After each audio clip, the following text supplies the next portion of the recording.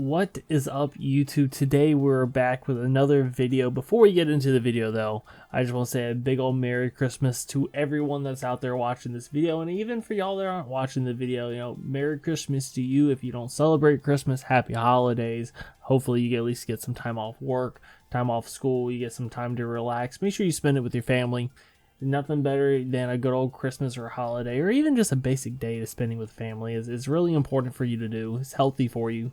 And, let's not forget the true meaning of Christmas is to celebrate our Lord and Savior Jesus Christ. I won't get too religious on y'all, but just remember that, okay? Okay, on into the video. So, Tropical Retreat. I was going to make a video about this a few days ago, but there was a lot of stipulations that caused me not to make the video on this because I really didn't think this event was worth it whatsoever. And truly, in the long run, in the grand scheme of things, and with Noel just dropping, Julius dropping in a few days, and everything that's going on, it probably isn't the best event to farm, especially if you don't have a lot of stamina saved up. I had a shit ton of stamina boxes saved up from the dice event, and you can buy a few of them from the shop here, which we'll get into, but probably not the best event when it comes to stamina cost, which we'll get into, but a great event overall. You get a free SSR character, you get 3 or 4 dupes of his SSR skill page, you get another SR skill page, which is pretty decent. Situational, really. I mean, crit damage. If you take crit damage, you get 30% chance to grant a 30% increased defense buff for 2 turns. Good skill page. Situational at best, but, still good. LR gear, you get it for free from the event pass, or you can buy it from the shop. Also decent gear. Very situational. For 2 set, you get HP recovery, receive 4%, and then HP recovery overall 10% with a 4 set. You get magic attack, defense and the HP gear, so you get some decent stuff for it. You also can get these random LR gear chest summons.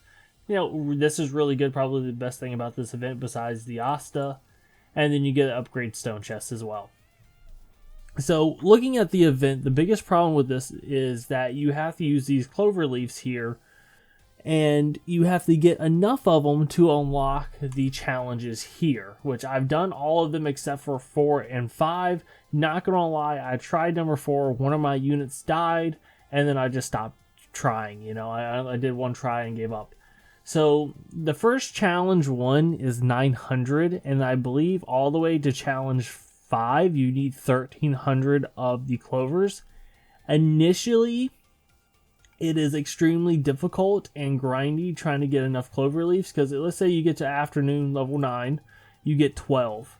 With the character buffs, by the way, there are character buffs. If you're running the seasonal characters, you get 50% chance. If you run all 3, you get 150% increase. And if you're running the other ones, you get a 90% increase, or however you want to add it up. Long story short, if you have 2 of the units, you're going to get double the rewards. If you have 3 of the units, you're going to get double plus some. If you have 2 of the units and they're running the 30%, more than likely you're only going to get double and then maybe like 1 or 2 extra. That's just how it is. I thankfully have no on farming, so farming was a little bit easier for me. But the farming, when it comes with these units, the buffs only count towards starfish and the beach balls, which is the currency you use to buy stuff from the event shop. It's not the clover leaf. So whatever the clover leaf say they are, which you get 12 for farming afternoon training 9, you're only going to get 12. So after you finish afternoon training 9, you can go over to evening training. By the way, of course, you have to finish the basic training, finish all the afternoon, then you can go to evening. By the time you finish evening, you might have to farm evening level 9 a few times in order to get the 900. There is a tracker over here on the left side that you can see how close you are and how many you have. As you can see, I've earned 2,224. I've spent a lot of stamina on this, although already today I probably dropped well over 1,500 stamina, and that is a lot, especially for a free-to-play player like me. Like I said, I spend some money on the game, but I don't spend money when it comes to getting stamina boxes and that kind of stuff. I just do summoning tickets so I can summon more. So let's say you farmed all the way to evening training 9, just to show you what you're going to have to do. If you press ready, it is 153,000 in order to beat this mission. So if you're not 153,000 recommended power, you might struggle farming this mission effectively. Also, with that being said, once you unlock challenge level 9, we're going to show you all this. It is 84,000, and to get the stage requirements, it's clear stage with healer, all alive, and then you can get these 2 pieces of UR gear. That's what these 3 stars mean. Challenge 2, it is 120,000, same thing, but you need supporter mage, and finish the mission with all mages 50% health or more. Stage 3, you have clear with attacker, clear stage, and all alive. Pretty simple. It's 180,000 though. And then challenge stage 4 is 185,000, clear stage, all alive, and 70% health remaining on all mages. Challenge 5, obviously I can't see it because I didn't finish challenge 4, but you know, the clear stage, the clear requirements aren't too crazy really. As you saw, it's no different than like any of the other clear challenges. The hardest part might be the 70% health or more, but if you run Charming as a healer or any other type of healer, it should be fine for the most part. The only thing that's kind of concerning to me is the recommended power. This one's 85. So if we stay on trend from 3 to 4, it went up by 5,000. So this might be 90,000 or maybe even up to 200,000. Hopefully it's not too much higher. These stages are definitely doable, but in order to get the Asta, you have to get all 3 challenges completed. So if you're not extremely high when it comes to CC, it might not be the best to farm these missions right now because of the simple fact that you're going to be struggling. You know, you're definitely going to be struggling because if it has the same clear challenges as 4 and 70% health or more, then you know it's going to be really hard if you're 150,000 trying to do like a 200,000 mission or 190,000 mission, even at that, because they have a mixture of units. And for example, this blue unit here one shot my LR. LR Noel with the barrier.